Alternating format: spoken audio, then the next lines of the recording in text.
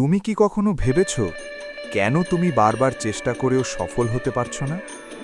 আজ আমি এমন 3টা সত্য বলবো যা জানলে তোমার জীবনটাই বদলে যেতে পারে। আমরা অনেক সময় ভাগ্যকে দোষ দেই, পরিস্থিতিকে দোষ দেই, কিন্তু সত্য হলো আমাদের ব্যর্থতার পেছনে কিছু লুকানো কারণ থাকে যা আমরা বুঝতেই পারি না। কারণ 1, লক্ষ্য পরিষ্কার না। বেশিরভাগ মানুষ জানেই না তারা জীবনে কি চায়।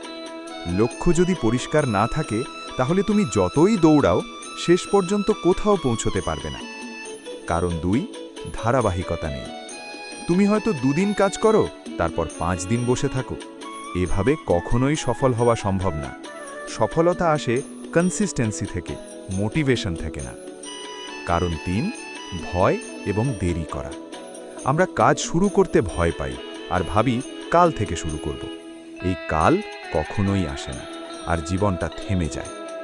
একটা সময় আসে যখন তুমি পিছনে তাকিয়ে দেখো তুমি শুধু ভাবতেই সময় নষ্ট করেছো, কাজ করোনি। আজ যদি তুমি এই 3টে ভুল ঠিক করতে পারো তাহলে তোমার জীবন বদলাতে বেশি সময় লাগবে না। ভিডিওটা ভালো লাগলে লাইক দাও আর এমন আরও ভিডিও পেতে সাবস্ক্রাইব করো।